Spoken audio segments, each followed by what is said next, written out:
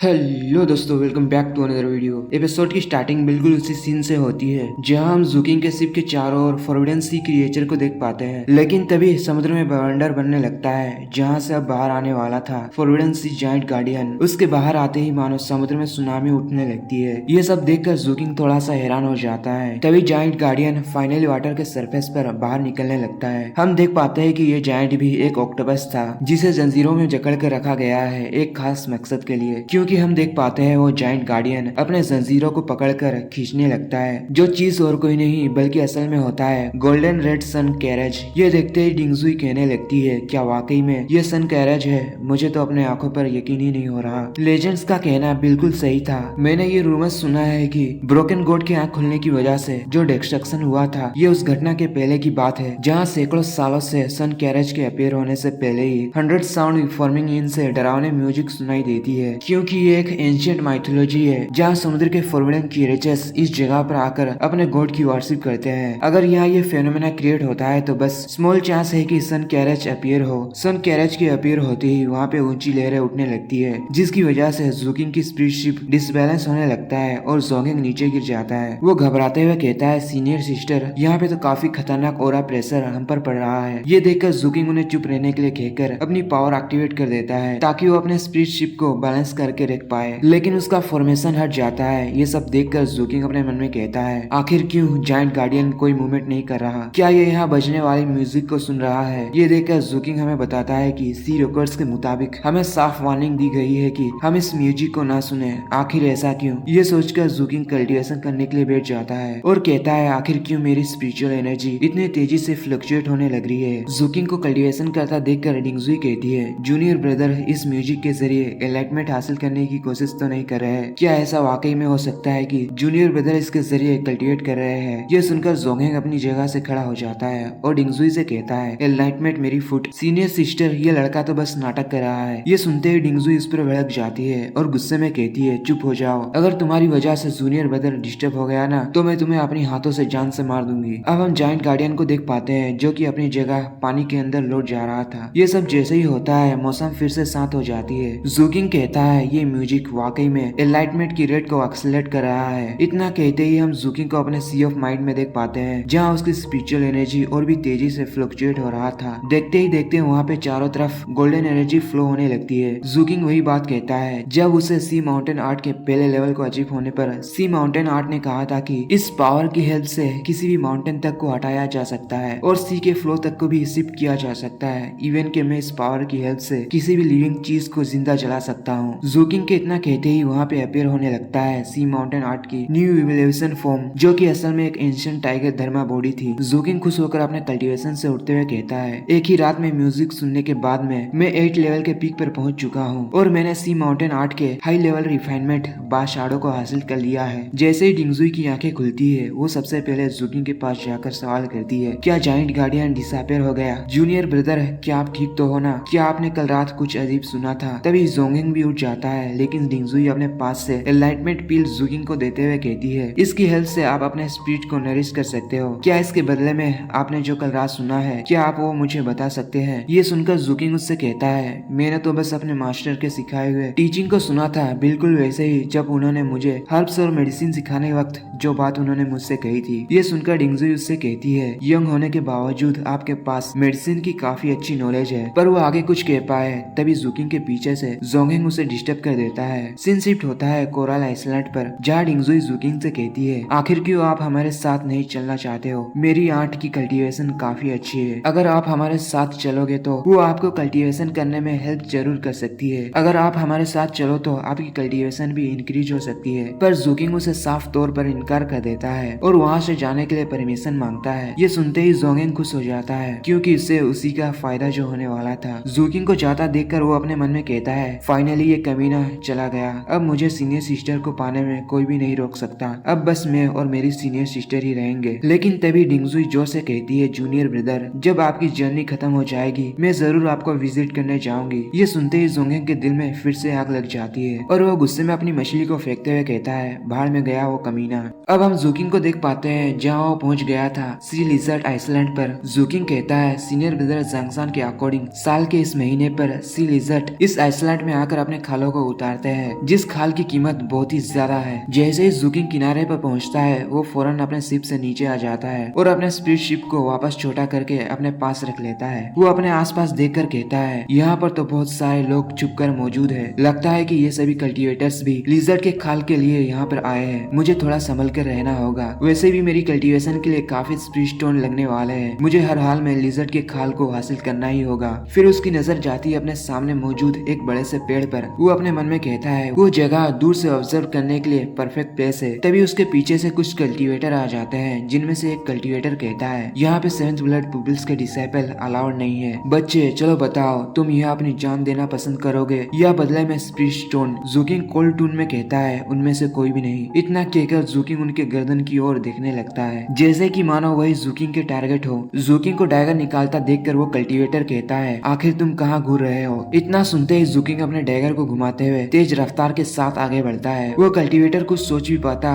जूकिंग अपना डैगर तब तक उसके सिर के आर पार कर देता है। जूकिंग के इतने खतरनाक किलिंग इंटेंट को देखकर वहाँ मौजूद दूसरे कल्टीवेटर कहने लगते हैं, आखिर हमारे बीच इतना टेरिफाइंग किलर मौजूद है, अच्छा होगा कि हम इस बच्चे से पंगा ना ले। हम सामने का नजारा देख पाते हैं जहाँ जूकिंग ने पहले से ही उन कल्टीवेटर्स की जान ले चुका था और फिर जूकिंग उस पेड़ के ऊपर बैठकर कल्टीवेशन करने लगता है, जहाँ वो खुद से ही कहता है, मेरी स्पिरिचुअल एनर्जी 8 लेवल की पीक पर पहुंच गई है, बस मैं एक कदम दूर हूँ, फिर मैं 9th लेवल पर ब्रेक थ्रू कर सकता हूँ। उसके बाद में मैं अपनी पावर को परफेक्टली अपने बॉडी रिफाइनमेंट टेक्निक के साथ मर्ज कर सकता हूँ। तभी उसे कुछ महसूस होता है और वो चला जाता है वही डायरेक्शन पर, जहाँ पर उसकी नजर जाती है अपने सामने मौजूद सी घोस्ट लैंड के मेंबर पर, जहाँ उसके बिल्कुल ऑपोजिट डायरेक्शन में दूसरे कल्टीवेटर मौजूद थे, जो सभी आपस में भिड़ने के लिए बिल्कुल रेडी थे, क्योंकि वो टाइम आने वाला था जिसके लिए वो लोग बेसब्री से इंतजार कर रहे थे। लेकिन तभी जूकिंग की नजर जाती है रेस्टोरेंट के ओनर पर, जो भी यहाँ ट्रेजर हासिल करने के लिए आया था। उसकी नजर जैसे ही जूकिंग पर जाती है, वो उसकी आंखों को देखते ही पूरी तरह से डर जाता है। वो दोनों एक साथ कहते हैं, आखिर ये यहाँ क्या कर रहा है? बूढ़ा अपना सर पकड़ लेता है और कहने लगता है, आज भी मेरा बैड लक है। जहाँ वो लिंगर से कहता है, भले ही उस कमीने को एक सीनियर मिल गया, लेकिन वो कमीना हर टाइम तुम्हारे नेक की ओर देखते रहता है। अगर वो कमीना तुम्हें इतना ही पसंद है तो क्यों ना तुम उसके पास जाकर इसके बारे में सवाल करो, क्या उसे स्नैक्स पसंद है या उसे स्नैक मीट खाना पसंद है? क्या तुम पागल हो गई हो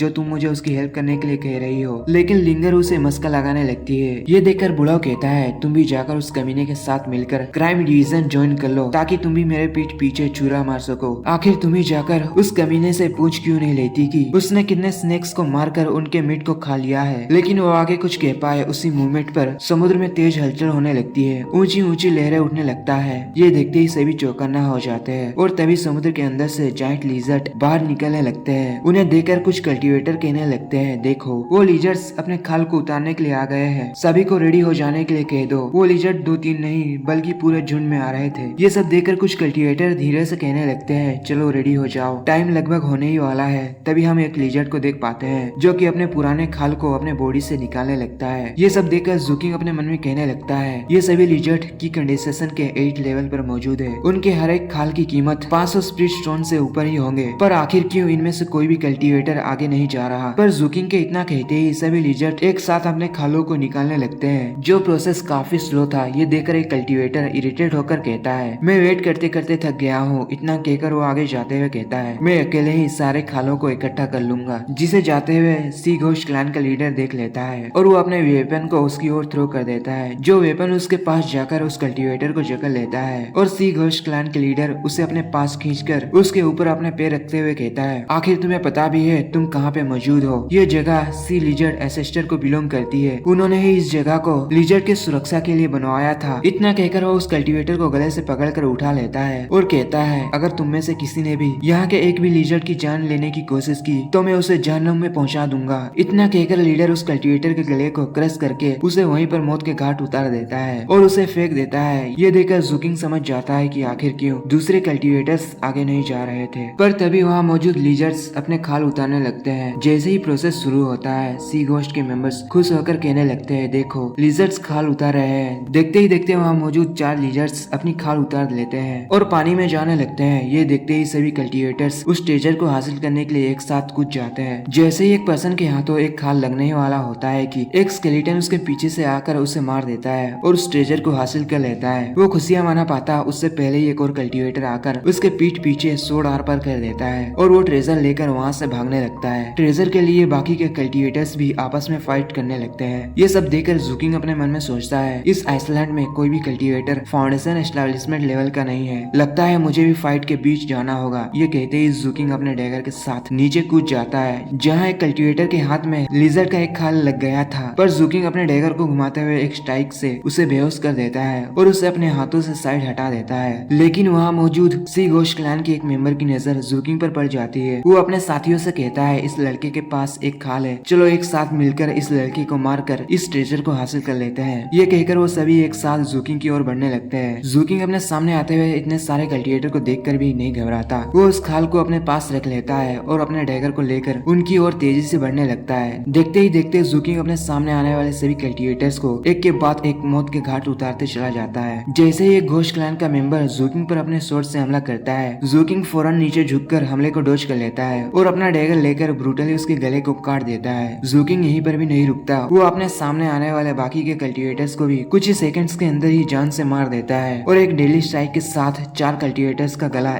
एक साथ काट देता है। जूकिंग कूल अंदाज में अपने डैगर को घुमाते हुए आगे की ओर जाने लगता है, पर वो अपने सामने मौजूद खाल को जैसे ही उठाने वाला था, सी घोस्ट क्लैन का एक मेंबर पीछे से जूकिंग पर हमला कर देता है। ये देखकर जूकिंग अपने डैगर को घुमाते हुए एक ही श्वास में उसके बॉडी को चीर देता है। जैसे ही वो कल्टिवेटर नीचे गिरता है, उसकी बॉडी डिस्ट्रॉय होने लगती है। ये देखकर जूकिंग समझ जाता है कि ये तो बस एक पपेट था, लेकिन अचानक उसके पीछे से सी घोस्ट क्लैन का लीडर हमला कर देता है। ये देखकर जूकिंग कहाँ पीछे हटने वाला था, वो अपने हाथों में थंडर एनर्जी गैदर करते हुए अपने सी माउंटेन आर्ट के थर्माफॉर्म के साथ मिलकर एक पावरफुल पंच लीडर पर चल देता है। दोनों के पंच टकराते ही आसपास की जमीन फटने लगती है, लेकिन पावर लेवल सेम होने की वजह से दोनों पीछे हट जाते हैं। लीडर जूकिंग से कहता है ये टेक्निक तो ब्लड एनर्जी शैडो की तरह है, हम लीडर के हाथों को देख पाते हैं जो कि इंजर्ड हो चुका था। लीडर आगे कहता है मेरे दोस्त, तुमने मेरे पपेट को डिस्ट्रॉय कर दिया है, ये तो कोई बड़ी बात नहीं है, पर मैं चाहता हूँ कि इसके बदले तुम उस खाल का आधा हिस्सा मुझे दे दो। लेकिन जूकिंग उसकी बात सुने बिना ही अपने पिल से लीडर के चारों ओर पॉइजन फैला देता है। ये देखकर लीडर गुस्से में कहता है आखिर तुमने मुझे पॉइजन क्यों दे दिया। लेकिन जूकिंग आगे जाकर उस खाल को उठाते हुए कहता है ये ट्रेजर सिर्फ मेरा है। लीडर जूकिंग पर गुस्सा कर पाए उससे पहले ही वहाँ हलचल होने लगती है। ये महसूस करते ही सभी की नजर जाती है समुद्र पर, जहाँ एक जाइंट बोट आकर किनारे में लग जाता है। एक कल्टिवेटर घबराते हुए कहता है ये तो पाथ डिपार्चर टीचिंग के लोग हैं। जूकिंग अपने मन में कहता है ये लोग भी यहाँ पर आ गए हैं। पाथ डिपार्चर टीचिंग का नाम सुनते ही लीडर टेंशन में आ जाता है। हम डिपार्चर टीचिंग के कल्टिवेटर्स को देखते हैं जो कि असल में एपिसोड 2 वाली लड़की के सेक्ट से बिलोंग करते थे। जूकिंग की नजर जैसे ही उन पर जाती है, वो फौरन वहाँ से दूर हो जाता है और कहता है मोस्टली खाल को यहाँ मौजूद कल्टिवेटर्स ने हासिल कर लिया है, तो आखिर क्यों अब डिपार्चर टीचिंग के लोग यहाँ पर आए हैं। लेकिन तभी बूढ़ा जूकिंग के पास आकर कहता है बच्चे चलो मिलकर एक डील करते हैं, लेकिन उससे पहले क्या तुम यहाँ का पॉइजन को हटा सकते हो। ये कहकर वो हंसने लगता है। बूढ़ा की बात मानते हुए जूकिंग अपना पॉइजन हटा लेता है और डिपार्चर टीचिंग के कल्टिवेटर्स की ओर देखने लगता है, जहाँ उनका लीडर आराम से नीचे बैठ जाता है। ये देखकर जूकिंग के पीछे से बूढ़ा कहता है बच्चे तुम्हें पता है क्या आखिर क्यों डिपार्चर टीचिंग सेट के लोग यहाँ पर आए हैं। अगर हम मौसम का सही कैलकुलेशन करें तो मुझे लगता है कि ये हाईली पॉसिबल हो सकता है कि यहाँ फाउंडेशन लेवल के लिजर्ड्स अपने खाल उतारने के लिए आएंगे। उनकी खाल इतनी कीमती है कि तुम अंदाजा भी नहीं लगा सकते। इवन के फाउंडेशन लेवल के ईयरली स्टेज के खालों की कीमत 2000 स्पीड स्टोन से भी ज्यादा होंगे, मिड स्टेज के 5000 और पीक स्टेज के 10,000 स्पीड स्टोन। मैं तो काफी पोर पर्सन हूँ, कैसा रहेगा कि हम दोनों मिलकर एक अनब्रेकेबल अलायंस बना लें और ट्रेजर हासिल करने के बाद आपस में 50-50 कर लें। इसके बारे में क्या ख्याल है बच्चे। पर तभी उसके नाक से खून बहने लगता है। ये देखकर बूढ़ा गुस्से में कहता है मैंने तो तुम्हें पॉइजन हटाने के लिए कहा था, आखिर तुमने पॉइजन क्यों नहीं हटाई। जूकिंग कहता है मैंने कब पॉइजन को हटाया। ये सुनकर बूढ़ा गुस्से में कहता है आखिर तुमने पहले जो अपने हाथों से पॉइजन को हटाया था तो वो बस दिखावा करने के लिए था। पर जूकिंग कहता है तुमने तो बस पॉइजन को हटाने के लिए कहा था। बूढ़ा कहता है क्या इसे ही तुम पॉइजन हटाना कहते हो, जिसके जवाब में जूकिंग कहता है मेरे पॉइजन को हटाया नहीं जा सकता। इतने में ही बूढ़ा के नाक से और भी ज्यादा खून बहने लगता है और वो नीचे गिर जाता है। फिर वो अपने पास मौजूद कुछ पिल्स खाते हुए जूकिंग से कहता है तुम जो ये सब मेरे साथ कर रहे हो, क्या मैं तुम्हारे साथ आराम से बातचीत भी नहीं कर सकता। मैं तुम्हें लास्ट टाइम के लिए पूछता हूँ क्या तुम मेरे साथ अलायंस बनाओगे या नहीं। ये सुनकर जूकिंग फौरन राजी हो जाता है। जूकिंग को देखकर बूढ़ा कहता है ये बच्चा इतनी आसानी से राजी हो गया, मैं तो खामखा इस लड़के के सामने गिड़गिड़ा रहा था। लेकिन उसी वक्त आसमान में स्ट्रॉन्ग फेनोमेना होने लगता है और समुद्र में फिर से बवंडर बनने लगता है। ये सब देखकर जूकिंग और बूढ़ा हैरान रह जाते हैं। वहाँ मौजूद एक कल्टिवेटर कहता है ये तो फाउंडेशन लेवल के लिजर्ड्स आइसलैंड पर आ रहे हैं, जो लिजर्ड्स पहले वाले लिजर्ड्स के मुताबिक बेहद पावरफुल के साथ साइज में भी बड़े थे। वो जैसे ही जमीन पर अपना कदम रखते हैं समुद्र में ऊंचे ऊंचे लहरें उठने लगता है। उनकी ओरा प्रेशर ही इतनी बेहद खतरनाक थी कि ये सब देखकर बुढ़ाओ कहता है फाइनली असली ट्रेजर अपीयर होने वाला है। बुढ़ाओ के इतना कहते ही उन लिजर्ड्स में से सबसे बड़ा वाला जैसे ही रोर करता है उसकी सिर्फ एक दहाड़ से वहाँ पे इंटेंस ओरा प्रेशर रिलीज होने लगता है। ये प्रेशर इतना खतरनाक था कि इसकी वजह से पेड़ों के साथ साथ कल्टीवेटर्स तक पीछे हट जाने लगते हैं। पर जूकिंग अपने सामने वाटर शील्ड बनाकर खुद को डिफेंड कर लेता है। ये सब देखकर बुढ़ाओ खुश होकर कहने लगता है दो फाउंडेशन लेवल के मिड स्टेज के लिजर्ड्स के साथ साथ यहाँ पे एक पीक लेवल का लिजर्ड मौजूद है। मैं तो काफी रिच बनने वाला हूँ। पर जूकिंग जैसे ही उसकी ओर देखता है बुढ़ाओ की पूरी रवैया ही बदल जाती है। वो कहता है नहीं नहीं हम दोनों अमीर बनने वाले हैं। वो तीनों लिजर्ड्स बिल्कुल उनके सामने आकर रुक जाते हैं। उन्हें देखकर जूकिंग अपने मन में सोचता है मैंने अभी तक टोटल 4000 स्पिरिट स्टोन के बराबर ट्रेजर हासिल कर लिया है जो कि मेरे स्पिरिट शिप को अपग्रेड करने में इनफ होगा। मुझे जैसे ही एक फाउंडेशन लेवल लिजर्ड का खाल मिलेगा मैं फौरन यहाँ से रवाना हो जाऊंगा। सी घोष के लोग और डिपार्चर टीचिंग के लोग अब तक साथ नजर आ रहे हैं और सबसे बड़ी बात ये कमीना बुढ़ाओ भरोसे के बिल्कुल लायक ही नहीं है। लेकिन उसी वक्त वो लिजर्ड्स अपने खाल उतारने लगते हैं। ये देखते के साथ सभी कल्टीवेटर्स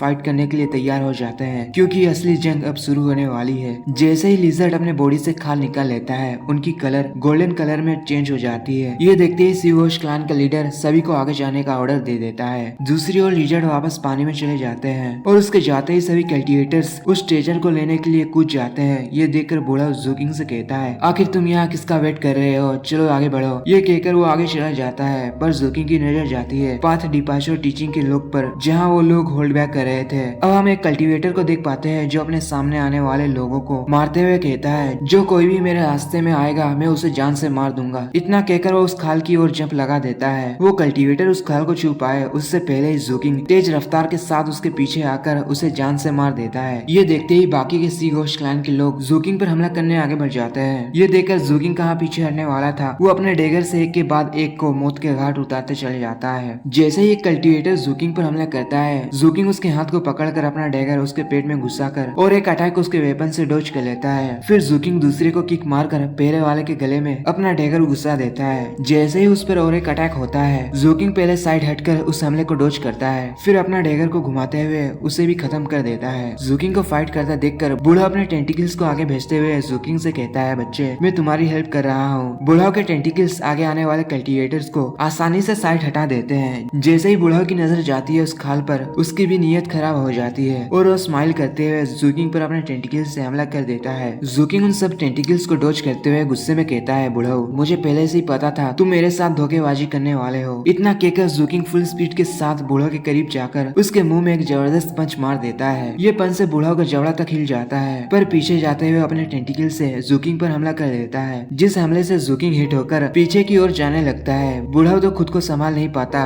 पर जूकिंग खुद को संभाल लेता है लेकिन तभी जमीन के अंदर से लिंगर बाहर निकलकर उस खाल को निगल जाती है। ये देखकर बुढ़ाओ कहने लगता है शाबाश मेरी बच्ची। पर लिंगर वो ट्रेजर जूकिंग को पास आउट कर देती है। ये देखकर बुढ़ाओ गुस्से में कहता है तुम भी बाकियों की तरह धोखेबाज निकली। इतने में ही वहाँ मौजूद पिक फाउंडेशन लेवल का लिजर्ड अपनी खाल उतारने लगता है जिसे देखकर कल्टीवेटर आपस में कहने लगते हैं क्या वाकई में ये एक फाउंडेशन लेवल का ट्रेजर है। उनकी बातें सुनकर जूकिंग की भी नजर उस ओर जाती है। बुढ़ाओ खुद को संभालते हुए खड़ा हो जाता है। जैसे ही उसकी नजर जाती है उस खाल पर वो हैरानी से कहता है आखिर मैं ये क्या देख रहा हूँ। मेरी आंखें तो मुझे धोखा नहीं दे रही। ये खाल के पास तो डिवाइन पावर है। अगर मैं इसे बेच दूं मैं इतना अमीर बन जाऊंगा कि मैंने जितना अपने सपने में भी नहीं सोचा होगा। अपने सामने मौजूद इतनी पावरफुल ट्रेजर को देखकर बाकी के सभी कल्टीवेटर की नीयत खराब होने लगती है। पर हम पाथ डिपार्चर टीचिंग के कल्टीवेटर को देखते हैं जो फाइनली सामने आ रहा था। जैसे ही सी घोष क्लैन का एक मेंबर उस ट्रेजर को लेने के लिए आगे बढ़ता है उसके पीछे से वो कल्टीवेटर आकर कहता है ये ट्रेजर सिर्फ हमारे सेट के ग्रेट एंशिएंट एम्परर को ही बिलोंग करनी चाहिए। तुम जैसे लो लेवल कल्टीवेटर इसे हाथ लगाए मुझे ये बात हरगिज मंजूर नहीं। इतना कहकर वो अपने सोर्ड से उस कल्टीवेटर पर मल्टीपल स्ट्राइक करता है और उसे ऑन द स्पॉट मार देता है। वो कल्टीवेटर गुस्से में सभी से कहता है अगर कोई भी इस ट्रेजर को हाथ लगाने की भी कोशिश की तो मैं उसे जान से मार दूंगा। इसी के साथ आज का हमारा एपिसोड यहीं पर खत्म होता है। मिलते हैं अगले एपिसोड में। Thank you for watching. Bye bye, take care.